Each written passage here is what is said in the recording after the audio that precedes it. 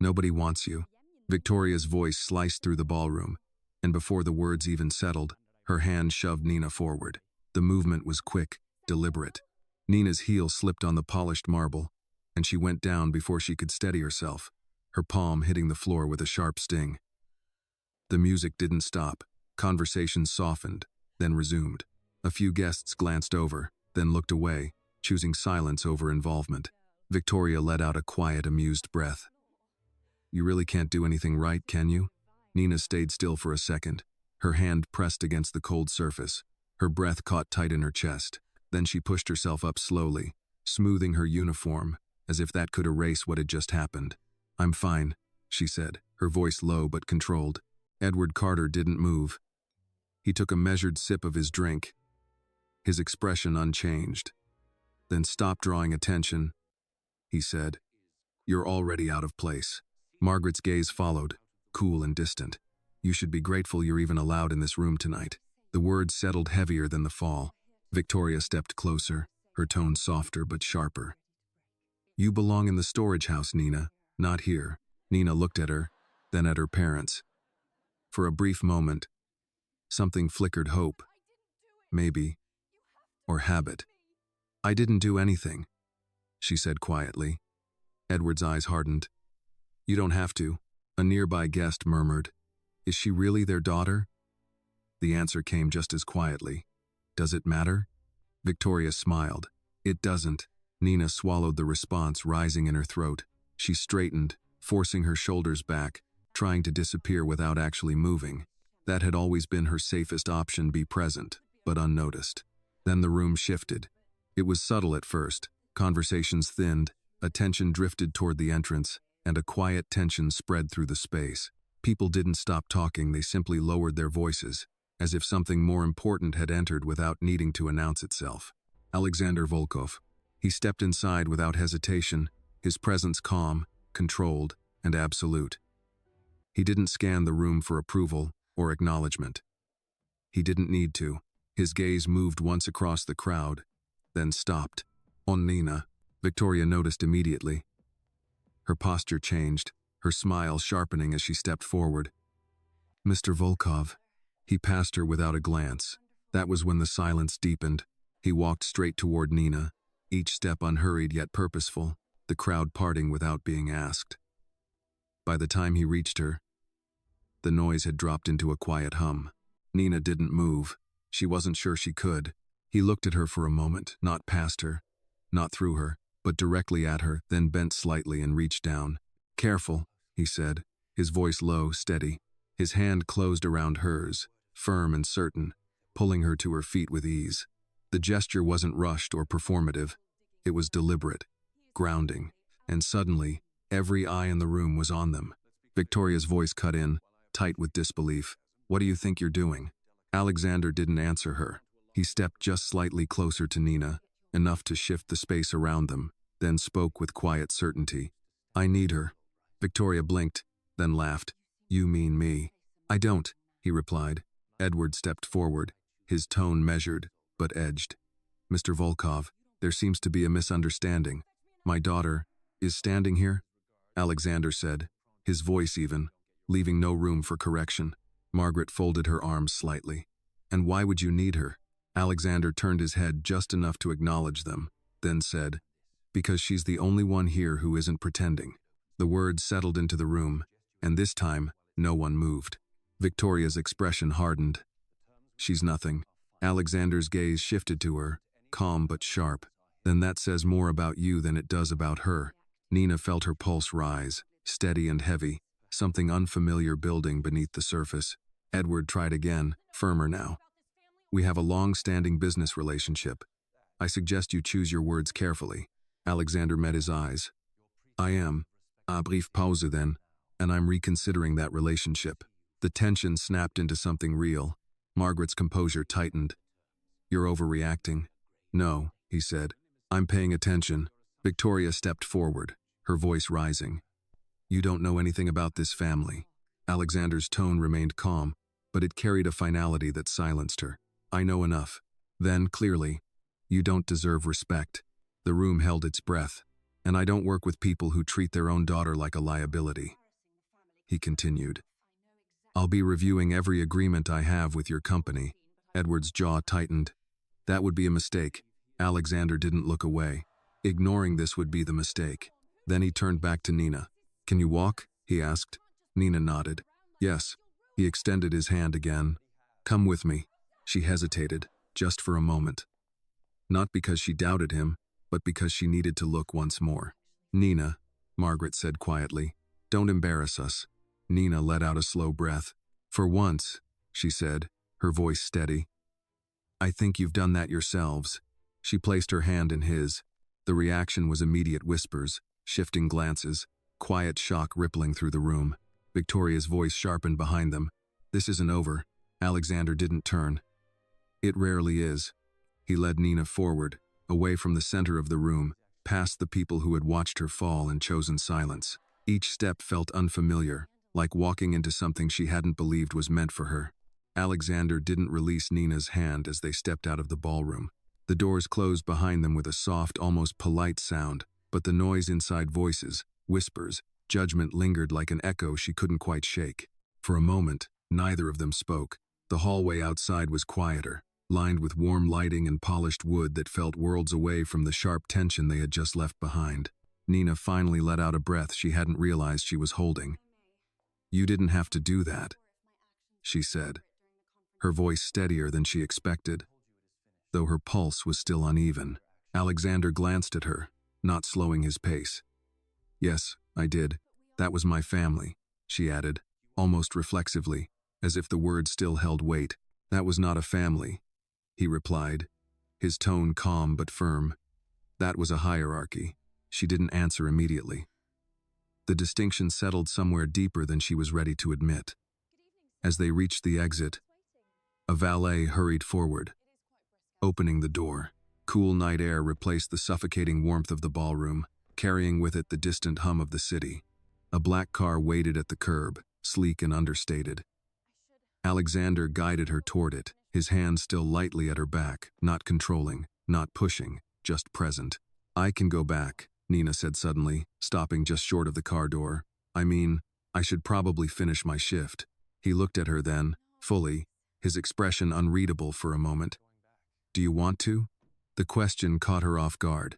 Not what she should do, not what was expected. What she wanted. She hesitated. No, she admitted. Then you're not going back.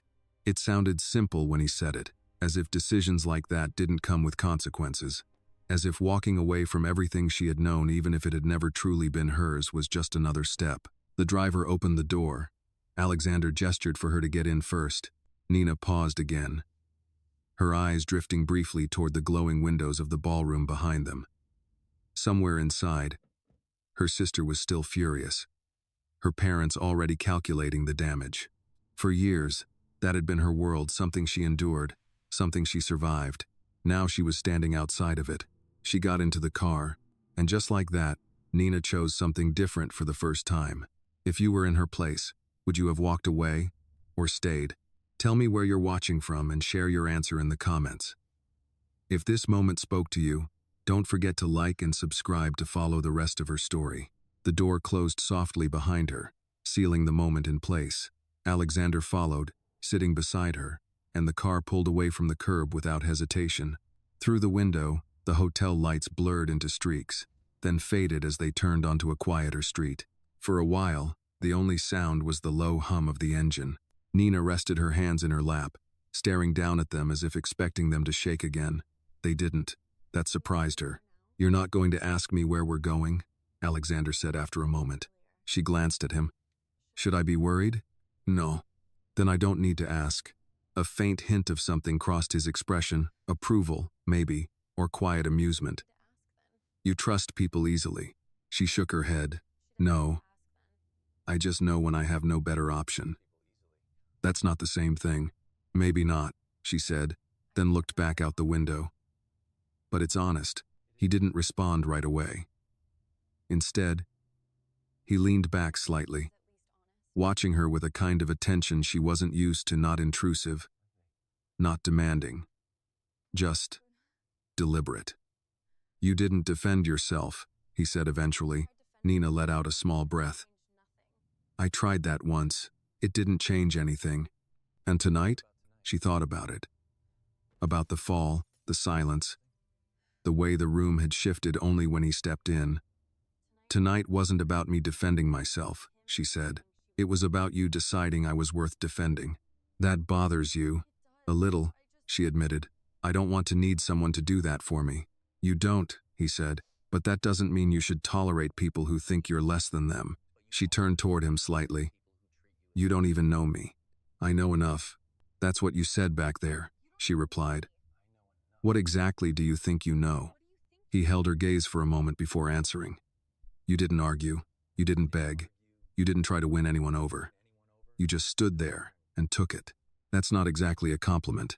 It's not meant to be, he said. It means you've been dealing with that for a long time. She looked away again, the truth of it settling in quietly. Long enough, she said. The car slowed as they turned into a quieter neighborhood, lined with older buildings and dim streetlights. It wasn't the kind of place she had expected someone like him to go, not flashy, not guarded, just calm.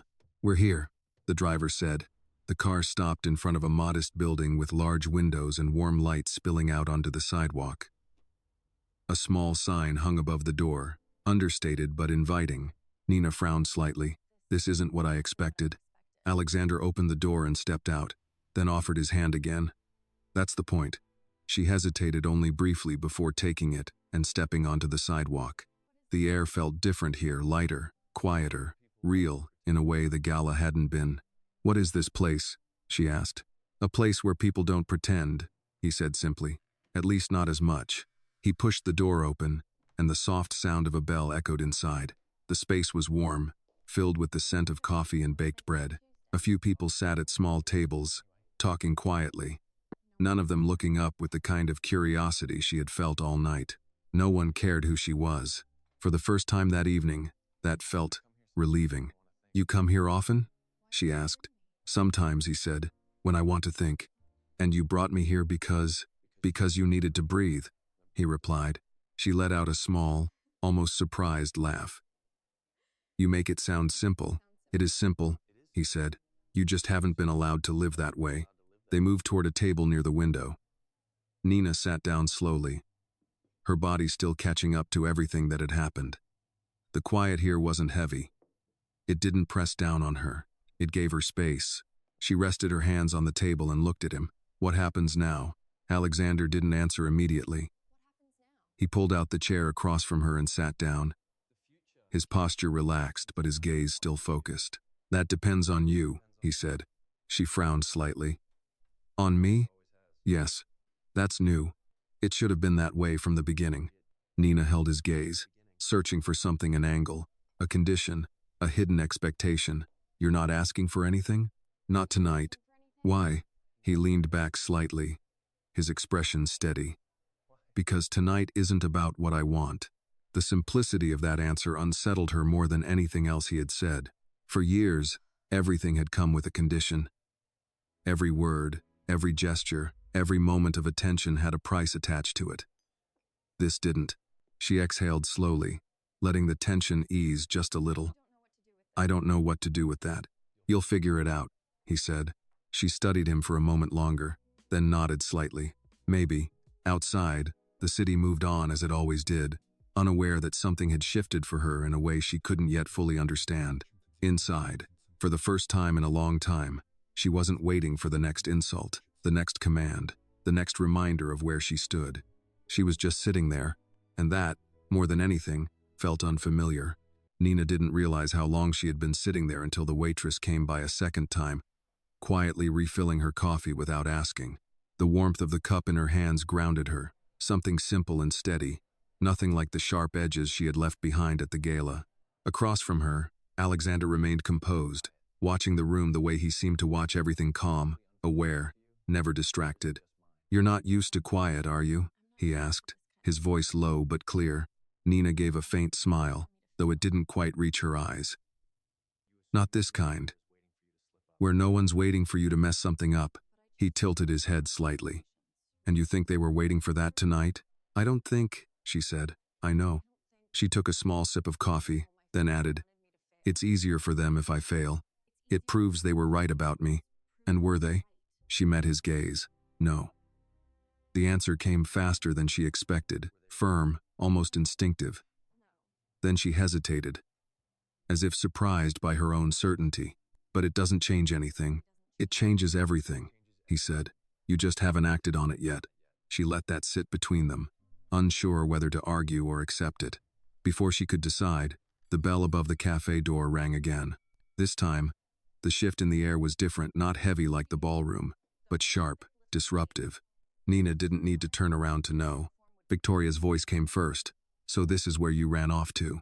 The cafe quieted. Not entirely, but enough that the tension became noticeable. Nina closed her eyes briefly, then opened them, setting her cup down with careful precision before turning. Victoria stood near the entrance, still in her red dress, though the polished image from earlier had cracked. Her expression was tight, her posture rigid, as if she had rushed there without thinking it through. Behind her, Edward and Margaret followed, slower, more controlled, but no less determined. For a moment, no one spoke. Then Victoria stepped forward. "You really thought you could just walk out like that?" she said, her voice carrying more emotion now, less practiced. "After everything?" Nina turned fully in her chair, her expression calm in a way that surprised even her. "After what, exactly?" Victoria scoffed. "Don't pretend you don't understand. You embarrassed us." Edward stepped in before Nina could respond. "You made a scene," he said, his tone sharp but measured, as if he were trying to regain control of a situation that had slipped from him. "That kind of behavior has consequences." Nina held his gaze. "I didn't make a scene. I was on the floor. You just didn't care until someone else did." Margaret's expression hardened. "Watch your tone." "For once I am," Nina replied quietly. Victoria's patience snapped. "This is ridiculous. You're sitting here like you belong, like you're suddenly someone important just because he decided to notice you." She glanced at Alexander, her eyes narrowing. "Do you even know what she is?" Alexander leaned back slightly in his chair, his expression unchanged. "Yes," he said calmly. "Do you?" The question caught her off guard. "Of course I do. She's your sister," he interrupted, and that should have been enough. Silence settled again, heavier this time. Edward exhaled sharply. "Mr. Volkov, this doesn't concern you anymore." "It concerns me as long as she's sitting at my table," Alexander replied. Margaret stepped forward, lowering her voice slightly, shifting to something more controlled, more strategic. "Nina, come home. We'll discuss this properly. There's no need to turn this into something bigger than it is." Nina almost laughed, but it came out as a quiet breath instead. "It's always been bigger than you said it was," she replied. "You just didn't think I'd ever say it out loud." Victoria crossed her arms. "You're making a mistake." "Maybe," Nina said, "but at least it's mine." Edward's patience finally broke. "Enough," he said firmly. "You don't get to walk away from this family." Nina stood slowly, her chair scraping softly against the floor. For a moment, she felt the weight of everything, years of silence, of obedience, of being told exactly who she was supposed to be. Then she let it go. "I already did," she said. The words didn't echo, didn't demand attention. They didn't need to. Victoria stared at her, disbelief giving way to something sharper. "You think this changes anything? You'll come crawling back when you realize you have nothing." Nina shook her head slightly. "I had nothing before. I just didn't admit it." Margaret's voice cut in, colder now. "If you leave like this, don't expect us to fix it later." Nina met her eyes. "You never fixed anything." That was the moment something truly broke, not loud, not dramatic, but final. Edward straightened, his tone shifting into something distant, almost formal. "Then you've made your decision." "Yes," Nina said. A long pause followed, the kind that carried more weight than argument. Victoria turned first, shaking her head. "This is pathetic," she muttered, though her voice lacked its usual confidence. Margaret followed, her expression unreadable. Edward lingered for a moment longer, his gaze fixed on Nina, as if trying to recognize someone he had already decided didn't matter. Then he turned and walked out. The bell above the door rang again, softer this time, and the tension they had brought with them faded slowly, like a storm moving on. Nina didn't move right away. She stood there, her hands at her sides, her breath steady but deeper than before. The room returned to its quiet rhythm, conversations resuming, the world continuing as if nothing had happened. But something had. She sat back down slowly, her movements more deliberate now. Across from her, Alexander watched her, not with curiosity, but with quiet understanding. "You didn't hesitate," he said. "I did," she replied. "I just didn't show it." He nodded once. "That's usually when it matters most." She picked up her coffee again, her hands no longer trembling. "What happens now?" she asked, echoing the question from before, but this time it felt different. "Now," he said, "you start deciding who you are without them." Nina looked down at the surface of the coffee, the reflection faint, but clearer than before. "That sounds complicated." "It is," he said, "but it's also the only way forward." She considered that, then gave a small nod. "Then I guess I should start." For the first time since leaving the ballroom, the feeling in her chest wasn't tight or heavy. It wasn't even relief. It was space, and for the first time in years, she didn't feel like she needed to shrink to fit inside it. The cafe slowly returned to its rhythm after the door closed behind Nina's family, but the shift lingered in her mind longer than the silence in the room. She sat still for a moment, her fingers resting lightly around the coffee cup, as if grounding herself in something real. Across from her, Alexander didn't rush her, didn't fill the space with unnecessary words. He simply waited, giving her something she wasn't used to time to process without pressure. "You handled that differently than before," he said eventually. Nina let out a small breath, her gaze still lowered. "Before, I would have apologized, even if I didn't know what for." She looked up, meeting his eyes. "Tonight, I didn't feel like I owed them that anymore." "That's because you don't," he replied. She nodded slowly, though the weight of what had just happened was still settling. Walking away sounded simple when spoken out loud, but the reality of it came with a quiet uncertainty. "It doesn't feel as final as it should," she admitted, "like they're still going to pull me back somehow." "They might try," he said, "but that only works if you let them." Nina leaned back slightly, absorbing that. "You make it sound like I have more control than I think I do." "You do," he said. "You've just never been allowed to use it." The words stayed with her as they left the cafe not long after. Outside, the city had shifted into a quieter version of itself. Streetlights cast long reflections across the pavement, and the night air carried a cool edge that felt clean after everything that had happened. Alexander's car was waiting where they had left it. This time, Nina didn't hesitate before getting in. They drove in silence at first, but it was no longer uncomfortable.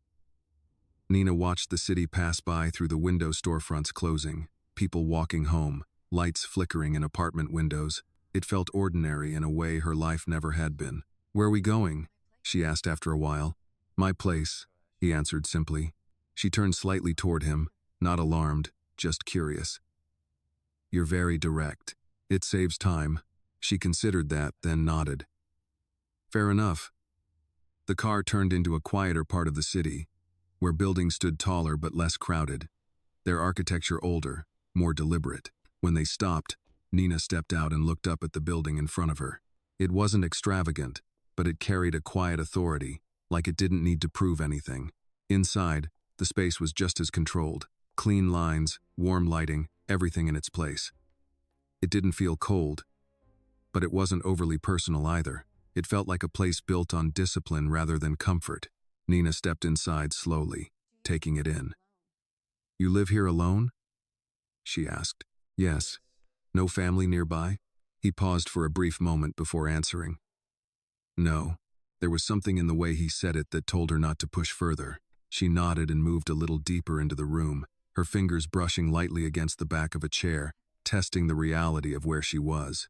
"This is different," she said. "From what?"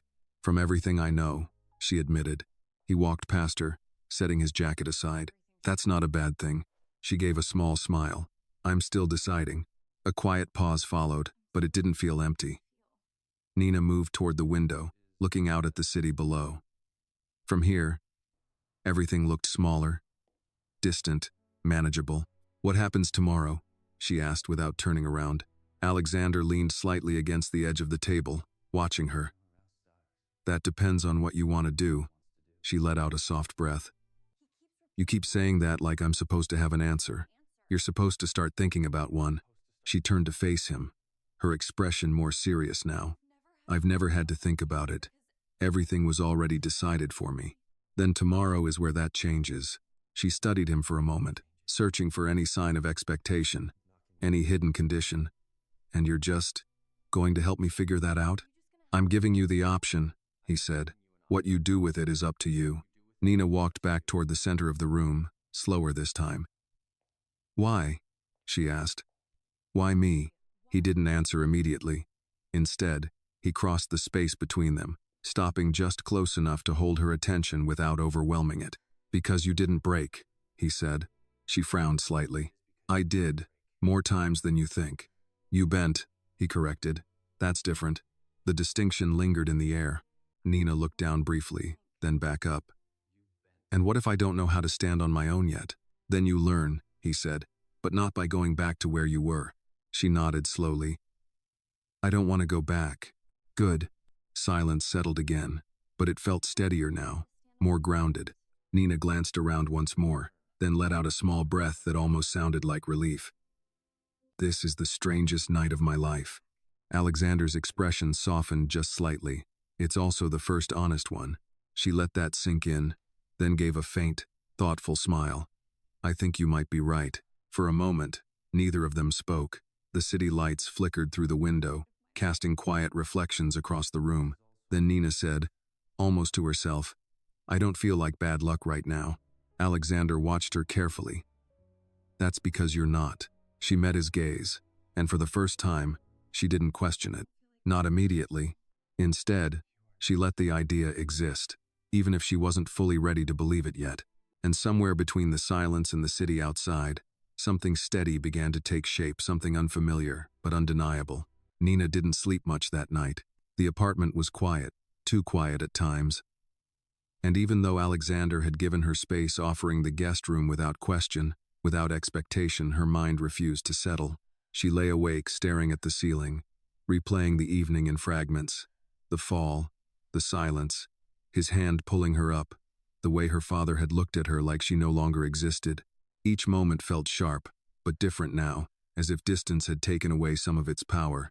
By the time morning light slipped through the curtains, she was already awake. She sat up slowly, listening. No footsteps in the hallway. No voices. No tension waiting behind a door. Just stillness. It felt unfamiliar, but not uncomfortable. When she stepped into the kitchen, Alexander was already there. He stood by the counter, sleeves rolled up slightly, a cup of coffee in his hand. He glanced at her briefly, as if noting something without making it obvious. You didn't sleep, he said. Nina gave a small, honest smile. Not much. He nodded once, then poured a second cup and slid it toward her. You'll get used to it. She took the cup, the warmth grounding her again. I'm not sure I want to get used to everything this fast. You won't, he said. That's not how this works. She leaned lightly against the counter, watching him. And how does it work? You decide what stays and what goes, he replied, piece by piece. Nina looked down at the coffee, thoughtful. That sounds simple when you say it. It's not simple, he said. But it's necessary. She nodded slowly, then took a sip. The silence between them wasn't heavy. It felt steady. After a moment, she asked, What do you do exactly? She met his eyes. I mean, beyond showing up at the right time and changing someone's life in the middle of a ballroom, a faint shift crossed his expression, something close to amusement. Business, he said. That's vague. It's meant to be. She raised an eyebrow slightly. Should I be concerned? He studied her for a second, then said, You should be aware. Nina considered that. That's different. Yes. Another pause settled, but this one carried more curiosity than uncertainty. You don't hide things, she said. I don't lie, he corrected. There's a difference. She let out a small breath. I'll take that. They didn't say much more after that. The morning moved quietly, almost naturally. Nina found herself watching the way the light moved across the room, the way nothing felt rushed or forced. It gave her space to think, which was both comforting and unsettling. By late morning, She stood near the window again, looking out at the city. "I can't stay here," she said suddenly. Alexander didn't seem surprised. "I didn't ask you to." She turned to face him. "I mean, not like this. I don't want to replace one situation where I had no control with another one where I feel like I owe something." "You don't owe me anything," he said.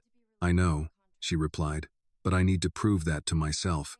He walked closer, stopping just short of her. "What do you need?" The question was direct, but it didn't feel demanding. Nina hesitated, then answered honestly. "A place of my own. A job. Something that's mine." He nodded once. "Then that's where you start. You're not going to offer to fix it?" she asked, searching his expression. "I could," he said, "but you wouldn't accept it." She gave a small, almost relieved smile. "You're right. Then we do it your way." The simplicity of that caught her off guard again, but this time it didn't feel unsettling. It felt respectful. Later that afternoon, they stepped out into the city together. This time, Nina noticed things she hadn't before: the rhythm of people moving, the sound of traffic blending into something almost constant, the quiet independence of strangers going about their lives without asking permission. They stopped in front of a small building with a leasing sign in the window. It wasn't impressive, but it was clean, solid, real. "This is available," Alexander said. Nina looked up at it, then back at him. "You already knew." "I did." She studied the building again, then nodded. "Let's see it." Inside, the apartment was simple. One bedroom, a small kitchen, a window that let in enough light to make the space feel open. It wasn't perfect, but it wasn't meant to be. Nina walked through it slowly, touching the edge of the counter, the back of a chair, as if confirming it was real. "It's enough," she said quietly. Alexander watched her. "That's all it needs to be." She turned to him. "I'll pay for it myself." "I expected that." "I mean it," she added. "No shortcuts." He nodded. Then no shortcuts. A small silence followed, but this one felt different, like an agreement rather than uncertainty. By the time they stepped back outside, something had shifted again. Not as dramatic as the night before, but just as important. "What about work?" she asked. "What do you want to do?" he replied. She thought about it for a moment. "Something normal," she said. "Something where I'm not someone's problem." "You were never the problem," he said. She met his gaze, then shook her head slightly. "I know that now. But I need to live like it." He didn't argue. As they walked down the street, Nina felt something unfamiliar settle in, not fear, not doubt, not even relief. Not complete, not perfect, but enough to take the next step. And for the first time, she didn't feel like she was reacting to her life. She was choosing it. The first night in her own apartment didn't feel like freedom. It felt quiet in a way that made every thought louder. Nina stood in the middle of the small living room, keys still in her hand, listening to the silence as if it might say something back. The space was simple, bare walls, a narrow couch, a kitchen that looked like it hadn't been used in weeks, but it was hers. No voices behind doors, no footsteps she needed to anticipate, no instructions waiting for her before the day even began. Still, her shoulders didn't fully relax. Alexander set a small box on the counter, his movement steady, unhurried. "You don't have to fill it all at once," he said, glancing at her. "Most people try. It doesn't help." Nina let out a quiet breath. "I'm not used to having this much space." She looked around again, almost uncertain. "It feels like I'm supposed to do something with it immediately." "You don't," he replied. "You just have to stay." She nodded, though the idea sounded simpler than it felt. Staying meant facing everything without distraction. They spent the next hour putting a few essentials in place, nothing excessive, just enough to make the apartment functional. A kettle on the stove, a small stack of plates, a lamp near the couch. It wasn't about comfort yet, it was about starting. When they were done, Nina leaned against the counter, watching him. "You're very efficient. It saves time," he said. "You say that a lot." "Because it's true." She gave a faint smile, then grew more serious. "You didn't have to do all this." "I know. Then why are you?" He didn't answer immediately. Instead, he looked at the room, then back at her. "Because you're doing it the right way," he said. "And most people don't." That's a vague answer. "It's enough for now." Nina accepted that, at least for the moment. There was something about the way he set boundaries, not shutting her out, but not over-explaining, that felt intentional. By the time he left, the apartment felt quieter than before, but less empty. Nina locked the door behind him and stood there for a second, her hand still resting on the handle. Then she turned, walked back into the room, and sat on the couch. No one was going to tell her what to do next. That realization settled slowly. The next morning, she woke up earlier than she needed to. Habit, more than anything else. For a few seconds, she didn't remember where she was, her mind expecting the familiar weight of that other house. Then the quiet reminded her. She got up, moved through the apartment, and made coffee. The routine felt different here, no urgency, no pressure to get it right for someone else. Just something simple, done for herself. By mid-morning, she was out the door. The city felt sharper in daylight. People moved with purpose, conversations blended into the background, and for once, Nina wasn't trying to stay out of the way. She walked into a small cafe different from the one Alexander had taken her to and asked if they were hiring. The manager, a woman in her 50s with tired eyes and a straightforward tone, looked her over. "You have experience?" Nina hesitated for half a second. "I've been working in a house for years," she said. "Cooking, cleaning, organizing. I learned fast." The woman studied her for a moment, then nodded. "Trial shift. Today," Nina blinked. "Today? You want the job, don't you?" "Yes." "Then don't overthink it. Aprons in the back." It was that simple. By the afternoon, Nina was behind the counter, learning the rhythm of something entirely new. Orders, customers, small mistakes she corrected quickly. No one here knew who she was, and more importantly, no one cared. It was oddly freeing. When she finished, her hands smelled faintly of coffee and soap, and her feet ached in a way that felt honest. "You did fine," the manager said as Nina untied the apron. "Show up tomorrow on time." Nina nodded. "I will." Walking back to her apartment, she felt something she hadn't expected: satisfaction. Not pride, not yet, but something close. When she reached her building, she paused for a moment before going inside. A black car was parked across the street. Familiar. Alexander leaned slightly against it, his posture relaxed but his attention fixed. "You've been here long?" she asked as she approached. "Long enough. You could have called. I wanted to see how your day went." Nina crossed her arms lightly, though there was no real defensiveness behind it. "And? You tell me." She considered it. "I got a job." A small shift in his expression. That was fast. "I didn't want to wait," she said. "If I stop moving, I start thinking too much. That's not always a bad thing. For me, it is, at least right now." He nodded once, accepting that. "Are you satisfied?" She thought about the question carefully. "I think I'm starting to be." "That's enough." They stood there for a moment, the city moving around them. Then Nina asked, "What about you? What about me? You said you'd reconsider your business with my family." She held his gaze. "Did you?" "Yes. And? And I don't make empty statements." There was no hesitation in his voice. Nina exhaled slowly. "They won't take that lightly. I don't expect them to." She watched him for a moment, then said, "This isn't over. Is it?" "No," he replied. "It's just changed." The weight of that settled between them, not as fear, but as awareness. Nina nodded. "Good." He raised an eyebrow slightly. "Good? Yes," she said, "because I'm not the same person they pushed down anymore." Something in his expression shifted, subtle but real. "No," he said. "You're not." For a moment, the noise of the city faded into the background again, replaced by something quieter, steadier. Nina looked toward her building, then back at him. "I should go inside." "Of course." She hesitated briefly, then added, "Thank you." He didn't dismiss it this time. "You're welcome." She turned and walked toward the entrance, her steps more certain than they had been the day before. Behind her, Alexander remained where he was, watching until the door closed. Inside, Nina leaned lightly against it, the familiar silence greeting her again, but it didn't feel as heavy now.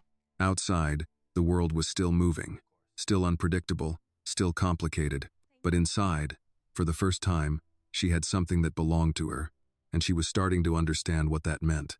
The next few days moved faster than Nina expected, not because anything dramatic happened, but because everything finally depended on her. She woke early, worked full shifts at the cafe, came home tired, and fell asleep without the constant tension she used to carry.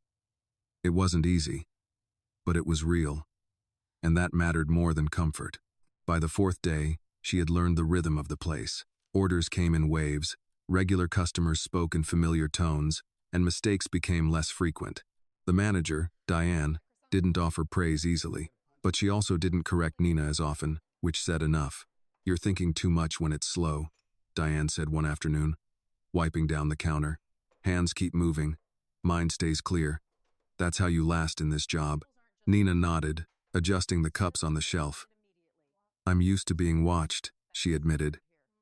"It's strange not to be." Diane glanced at her briefly. "That's not a good habit to carry around." "I'm working on it." "Good," Diane said simply. "Because no one here cares enough to watch you fail." The bluntness didn't sting. It grounded her.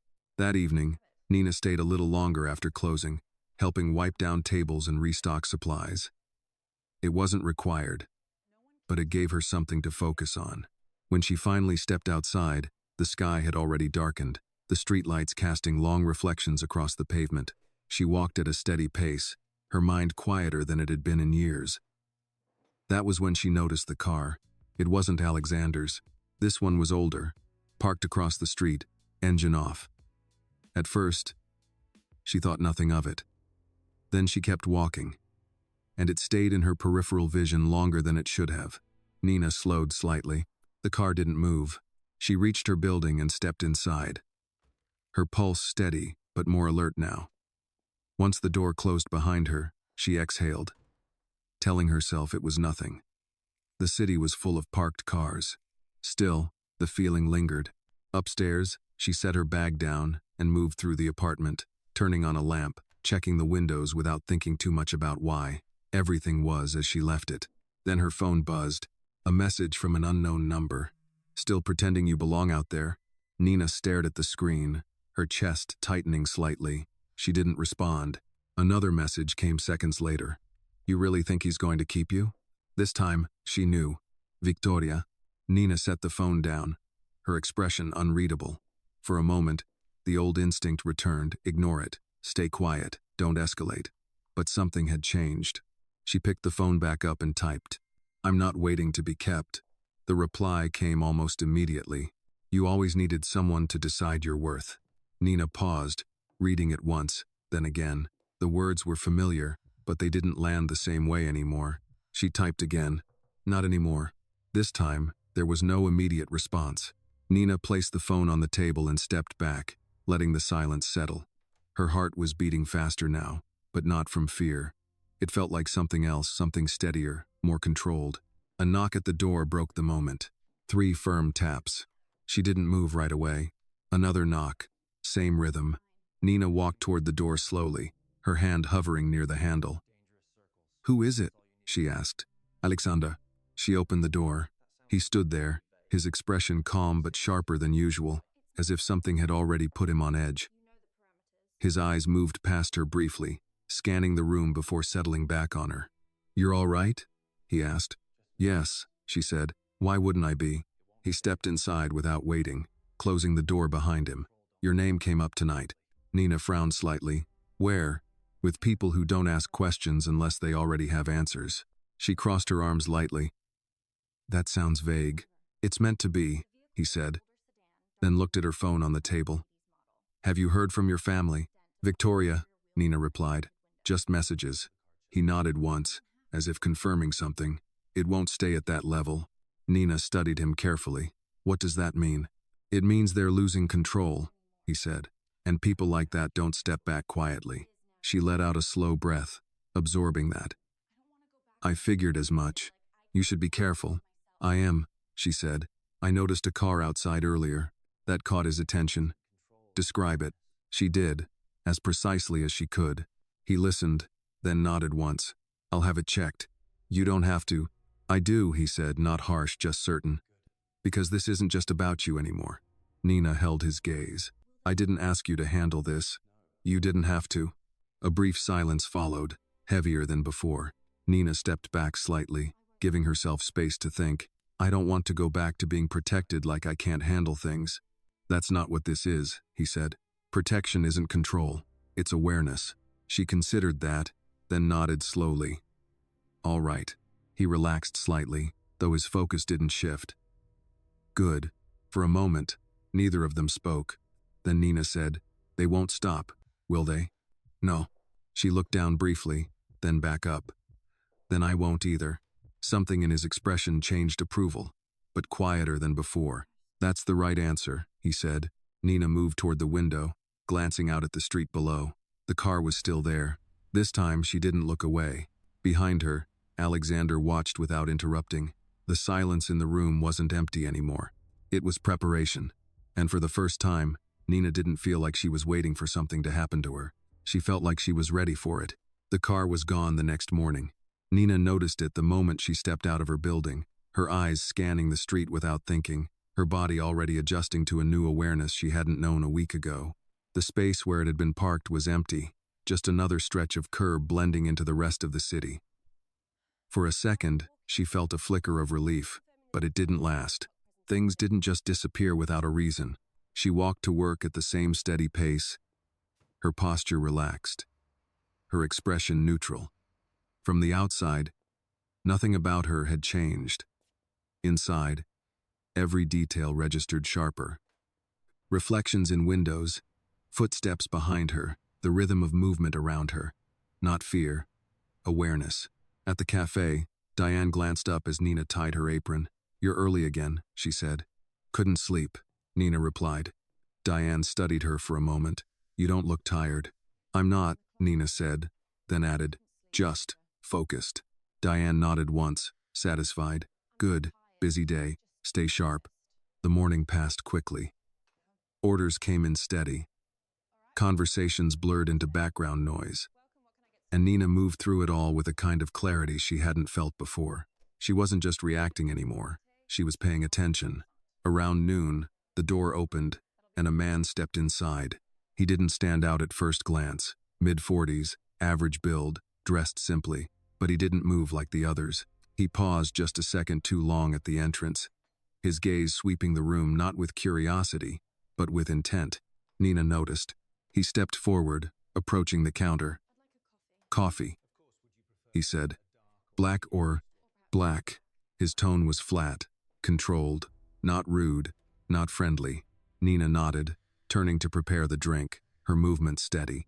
She didn't look back immediately, but she felt his attention lingering. When she placed the cup in front of him, their eyes met briefly. It was enough. He wasn't here for coffee. Anything else? She asked. He shook his head, taking the cup but not drinking. No. He stayed there for a few seconds longer than necessary, then stepped aside, choosing a table near the window. Nina continued working, but part of her attention remained on him. He didn't touch the coffee, didn't check his phone, didn't engage with anyone. He was waiting. For what? An hour later, he left. No interaction, no signal, just gone. Nina didn't mention it to Diane. There was nothing concrete to say, but the feeling followed her through the rest of the shift. When she stepped outside that evening, Alexander was already there. This time, she didn't ask how long he had been waiting. We need to talk, he said. Nina nodded. I noticed something today. He gestured toward the car. Get in. Once inside, the door closed, sealing them into a quieter space. The city moved outside, but inside, everything felt more contained. Tell me, he said. She described the man in detail, his posture, his behavior, the way he watched without engaging. Alexander listened without interrupting, his expression tightening slightly as she spoke. He didn't approach you beyond ordering? He asked. No. Did he follow you when you left? I didn't see him after that. A brief pause. That's not random, he said. I figured. He leaned back slightly, his gaze shifting for a moment before returning to her. This is escalation. Nina held his eyes. From my family? No, he said. From someone using your family. That landed differently. Explain, she said. They don't have the reach for this, he continued. Not alone, but they have connections, people who benefit from pressure. And I'm pressure, Nina said. Your leverage. The word didn't sting. It clarified. She nodded slowly. Then what do? We stay ahead of it, he replied. You don't change your routine drastically, but you don't ignore patterns either. Nina leaned back slightly, processing. So I keep living my life. Yes. And you? I make sure it stays yours. She studied him for a moment. You're not telling me everything. No, he said calmly. I'm telling you what you need. That's not the same thing. It's not supposed to be. Silence settled, but it wasn't tense. It was measured. Nina looked out the window, then back at him. I don't want to be moved around like a problem to be solved. You're not, he said. You're the reason this is happening. She let out a small breath. That's not comforting. It's not meant to be. Another pause. Then she said, if they think I'm leverage, they're going to try something. Yes. And if they do? Alexander's gaze didn't waver. Then they make a mistake. The certainty in his voice didn't feel like reassurance. It felt like fact. Nina nodded once. All right. The car slowed as they approached her building. Before stepping out, she turned to him. I'm not going to run. I know. I'm not going to hide either. I know that too. She held his gaze for a second longer, then said, good. Outside, the street looked the same as it had that morning. Normal, unchanged. But Nina knew better now. Nothing about this was random anymore. She walked toward her building, her steps steady, her mind clear. Behind her, the car remained for a moment longer before pulling away. Upstairs, Nina locked the door and moved through the apartment, checking the windows again not out of fear, but out of habit she was beginning to understand. Her phone buzzed on the table. You should have stayed where you belonged. Nina stared at the screen, her expression unreadable. For a moment, the old instinct flickered again, ignore it, let it pass. Then she typed, I decide where I belong. She set the phone down, her pulse steady. Across the room, the silence remained, but it didn't feel empty. It felt like the space before something inevitable, and this time, she wasn't waiting for it blindly. She was ready to face it. The message stayed on the screen longer than it should have. Nina didn't move right away. She stood in the middle of the apartment, the quiet pressing in, the glow from her phone the only thing anchoring the moment. You should have stayed where you belonged. The words weren't new. They had been said in different forms her entire life. But this time, they didn't come from a place she could walk away from. This time, they followed her. She picked up the phone again, reading her own reply. I decide where I belong. It felt steady. Not defiant for the sake of it, but grounded. A second message appeared. You don't decide anything. Nina exhaled slowly, her fingers tightening slightly around the phone before she set it down on the table. Not anymore, she said quietly, though no one was there to hear it. A knock came at the door, not the same rhythm as before, slower, deliberate. Nina didn't rush. She moved toward the door with controlled steps, her mind clear in a way that surprised her. Who is it? She asked. A pause, then a voice she didn't recognize. We need to talk. She didn't open the door. About what? She asked, her tone steady. About something that doesn't need to get worse. That confirmed it. Nina stepped back slightly, her eyes shifting toward the window, then back to the door. You should leave, she said. Another pause, then quieter. You don't understand what you're involved in. I understand enough, she replied. Silence again, longer this time. Then footsteps, fading. Nina stayed where she was for a few seconds, listening, her breath controlled. When she finally moved, it was to the window. She looked down at the street. The same car from earlier that week had returned. This time, the engine was on. Her phone rang. Alexander. She answered immediately. Someone just came to my door. I know, he said. His voice was calm, but there was an edge beneath it. Don't open it for anyone. I didn't. Good. Stay inside, I'm on my... Nina glanced back at the door, then at the street below. They're not being subtle anymore. They don't need to be, he replied. They think pressure works. Does it? A brief pause. Not on you. She didn't respond right away, but something in her steadied further. How long? 10 minutes. I'll be here. She ended the call and set the phone down, her gaze moving across the apartment. Everything looked the same, but nothing felt the same. The space she had started to claim as hers now held something else, something sharper. But she didn't panic. She moved to the kitchen, poured a glass of water, took a slow sip. Her hands didn't shake. That surprised her. Outside, a car door closed, Then another. Nina didn't go back to the window. Instead, she stood in the center of the room, listening. A second knock came. This time, harder. She didn't answer. The handle turned slightly, testing. A voice lower now. "Don't make this complicated." Nina spoke without raising her voice. "It already is." A sharp exhale from the other side. Then silence. Seconds passed. Then footsteps again. This time faster. By the time the third sound came, the distinct stop of another car outside, Nina knew. She moved to the door, not opening it, just standing near it. A different knock. 3 firm taps. She opened it. Alexander stepped inside immediately, his presence filling the space in a way that shifted everything. His eyes moved quickly, door, windows, her taking in every detail. "You're all right?" he asked. "Yes." He nodded once, then stepped back slightly, glancing toward the hallway. "They're gone. For now," Nina said. He closed the door behind him, his expression tightening just slightly. "This confirms it." "That I'm leverage," she replied. "That they're getting impatient."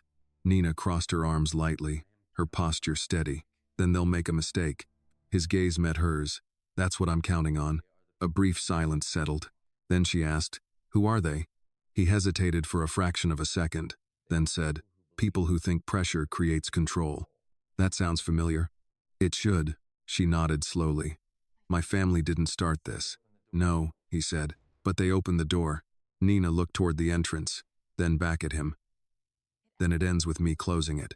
Something in his expression shifted again, approval, but quieter than before. "It ends with you choosing not to be used," he said. She let out a slow breath. "I already did."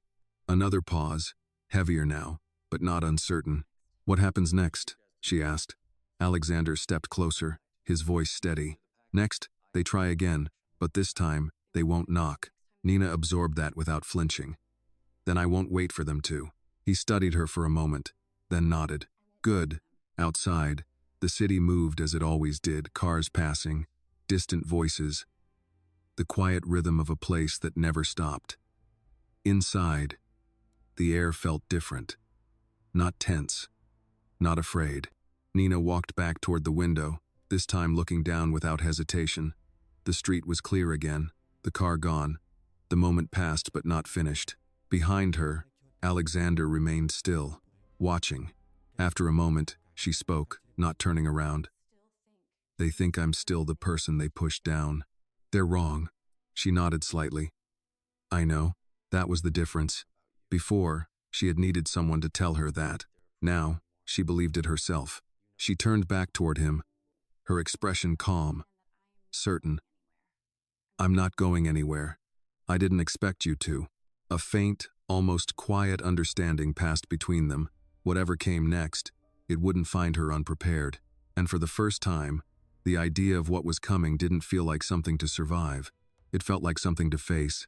Sometimes, the people who are supposed to protect you are the ones who try to define your worth the smallest.